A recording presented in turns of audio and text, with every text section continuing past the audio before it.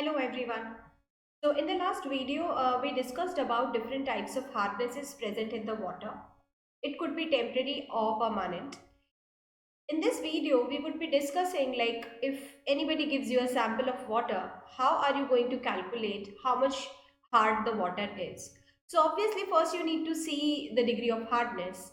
Second point would be to identify a reference substance, and then followed by method of calculation, you will be able to serve the purpose. So let us see one by one what are the steps. Now let's say this question has been posed to you that this is the sample water and that contains these many impurities. Now if you can see here, there are four salts present: calcium bicarbonate, magnesium bicarbonate, calcium sulfate and magnesium sulfate. Now your overall aim is to find out the total hardness of the water sample. So that means I have a water sample which contains these many impurities. Total four salts are dissolved in it. At the end, I am supposed to give the total hardness of water. Now this is a question. Now is it that easy? I mean the values are given here. Am I like supposed to add them up and get an answer? Let's say 61.1 milligram per liter. So is it really the total hardness of the water sample? Is it that easy to calculate the hardness of water? No, it's not mathematics. It is chemistry. These substances are not equal. You cannot add them together. So the first question is to find out a reference. Why reference is required? What do I mean by reference is, since they all are not equal, they have different molecular weights, they have different chemical properties, they have different physical properties, they are not equal, you cannot add them up together. So you just simply cannot add these values to get this. You need to convert them into a reference. That is why a reference is required. Okay, let me give you one more example in order to justify this fact. Let's say today you did some online shopping of one product of 10 rupees, one product of 10 maybe dollars, and one product of 10 euro, etc. etc. Now, at the end of the day, if I ask you how much you have spent, are you going to add them up? Are you going to say me that you have spent something 30? Even if it is 30, how are you going to say whether it is rupees or euro, dollar, whatever, right? So what are you going to do is to convert them into a reference, right? This is the reference. You have to convert it. Like if you are taking rupees as a reference, convert dollar into it, convert euro into it, then add them and find the answer. So I hope now you understood that these salts are not equal and 16.2 plus 7.3 is not possible because hardness is all about soap consuming capacity, the reaction with soap, and these salts does not have same soap consuming capacity because of their different molecular weights. That means they are not equal. So you need to convert them into a reference. So I hope you understand the first point, why reference. Now the second point would be what to be selected as a reference, and for that calcium carbonate has been selected as a reference. So in order to solve this question, let's go ahead with it. In order to express the hardness, in order to get the degree of hardness, you have to see that calcium carbonate equivalent you're going to calculate.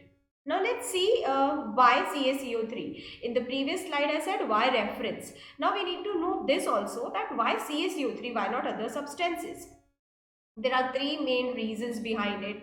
The first and foremost, which is very important, is that its molecular weight is 100 and which permits very easy calculation. So above all, when we have to add them, multiply them together, so 100 makes a sense. It makes the calculation easy.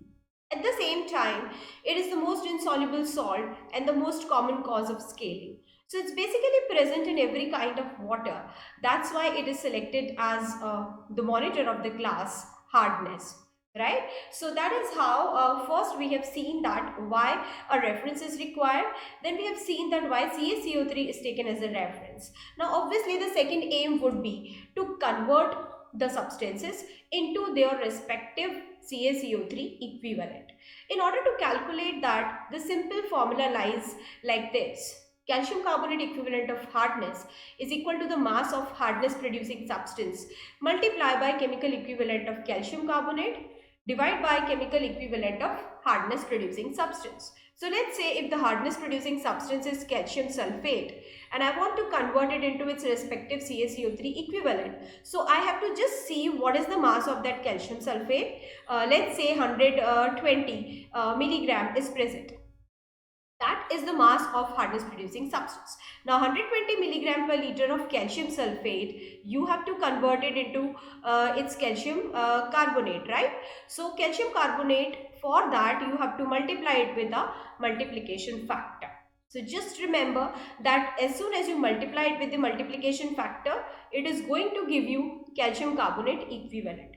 Now this multiplication factor is nothing but the ratio of molecular weights. Ratio of molecular weight of calcium carbonate. I said it is 100, it is easy to calculate. And the ratio of molecular mass of the substance. So as if now it is calcium sulfate. So 100 molecular weight of the calcium carbonate and here molecular weight of the substance. So basically if I want to calculate any calcium carbonate equivalent, I simply have to look on the mass, whatever it is present in the water, and you just multiply it with the multiplication factor, which is nothing but the ratios of the molecular weight. Let's go ahead with it. Now if I say that calcium magnesium ions are present and the molecular mass is this, so you can easily calculate the MF, which is multiplication factor. As I said, it would be the ratio of molecular weights of what? CaCO3 versus the compound. Right? Now CaCO3 would be 100 always and the compound would be whatever is written here. So now let's say in these many compounds are given to you. Can you literally try what would be the answer of their MF? Just make sure that here you write the molecular masses of them, right? And then you multiply you just have to write the MF. So you have to write in terms of 100 upon their molecular weight. So I'm just quickly showing what it is. So in order to calculate, if you add them up, you will get that 1111 is the molecular mass of calcium chloride. And in terms of MF, it would be 100 upon 111. 100 remains same. The numerator would be always the molecular weight of calcium carbonate. Denominator would be always the molecular weight of the substance which is producing the hardness. So I hope now you will be able to calculate these much up. Now let us give you two more salts, calcium bicarbonate and magnesium bicarbonate. Keeping the same funda, you need to calculate the MF of these two substances also. Because if you write them in starting now, it would be easy for you to use them directly in the calculation. That is why I am asking you to draw this table. So I think enough time has been given to you. Let's see. So if it is 162, 146, 100 upon 162, 100 upon 146. So that is how you are supposed to calculate the M. Now one portion is done, which is how are you going to convert that into CaCO3 equivalent. Let us see how are we going to apply it. Now if in a simple term, somebody says that you have to calculate the hardness of water in terms of CaCO3 equivalent, if the water sample contains 408 milligram of calcium sulfate per liter, right? So calcium sulfate is present in the water. It's already there as 408 mg of per liter. Now what are you going to do? You have to convert it into calcium carbonate equivalent. What was that? MF into mass of hardness producing substance. What is the mass here? It is 408. So if I write like 408 multiply by MF. What is MF? Multiplication factor. What was that? Ratio of molecular weight of calcium carbonate to the substance which is present. The substance present is calcium sulfate, right? What is the molecular mass? Let's go back. Calcium sulfate is 136, 100 upon 136. That's what the importance of this table is, right? So now you can simply write 100 upon 136 and it is that simple. You simply calculate it, you'll get the answer. So that is it. Now let us go ahead with one more question. Now this time they have said that how many milligrams of magnesium chloride dissolved per liter gives you 120 ppm of hardness. That means they've already told you that CaCO3 equivalent is 120. They've already said, right? Then how many milligrams of magnesium sulfate? So if I just write like this one is the formula, right? Mass of the substance multiplied by multiplication factor. Now this is what is given to you, 120. The hardness is already given to you. What they are asking is how many milligrams dissolved per liter. That means they are asking this mass. And then you have to multiply it with mf. mf is multiplication factor, which is 100 upon molecular weight of the substance. What is the substance? Magnesium chloride. So I hope you do remember it was 95.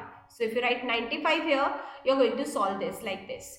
And likewise, if I solve, I'll get the answer. Now one more time, how many grams of magnesium chloride dissolved per liter gives you 50. So obviously 50 is equal to mass multiplied by mf. Now here if you can see, I have used equivalent mass. So it does not make a difference, right? If you are going to use molecular weight here, it would have been 100. But at the same time, this would have been the molecular weight. So obviously you can use equivalent weight also in that case. And then you can calculate the answer. It would be same. And likewise you can calculate it for any substance. So I think for this you will be able to calculate. This is the answer. Now let's go ahead with a little difficult one. Let's say now single ion is not present. The water sample contains 1 2 3 salts together. So your aim is to find out the total hardness in terms of CaCO3 equivalent. Now as I said, you cannot directly add them together. So what you have to do is you have to convert them individually into their CaCO3 equivalent one by one. So if it is calcium bicarbonate, what are you going to do? Mass into mf, right? So mf into mass, that is what you're going to do. So what is the mass present? 10.5. So this is 10.5. What is the mf for calcium bicarbonate? We already calculated, 100 upon 162, and that's it. Now for calcium chloride again, mf would be 100 upon 111 and then mass, which is already given in the question. Likewise for magnesium sulfate. Now in the question they are asking you the total hardness in terms of CaCO3 equivalent. And if the total hardness is there, so you obviously have to add them together. All three together gives you how much hardness in the water. So the total hardness would be summing up these calcium carbonate equivalent. Remember I said that now they are equal.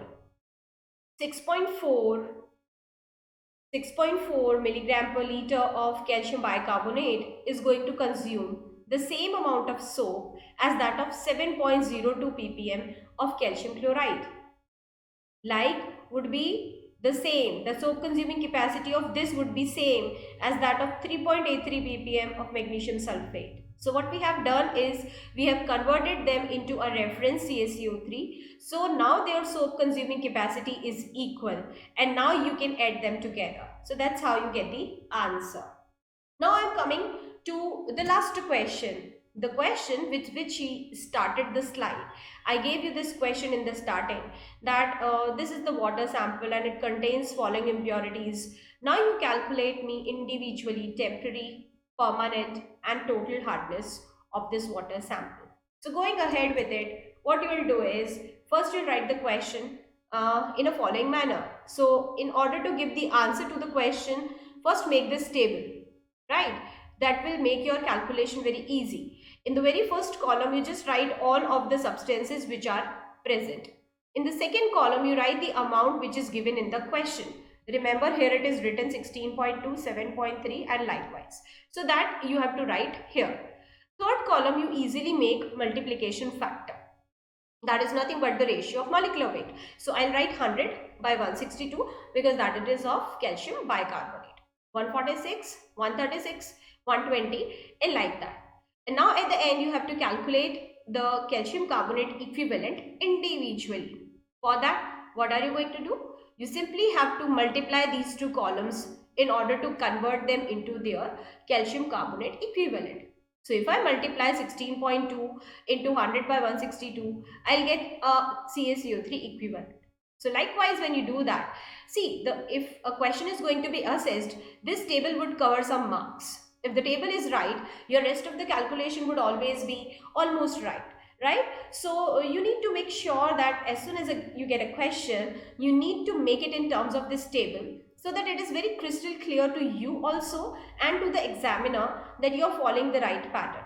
Now coming to the next part of this question, like you have to find out how much temporary hard the water is. So first you have to identify the salts. Like calcium bicarbonate is temporary in nature.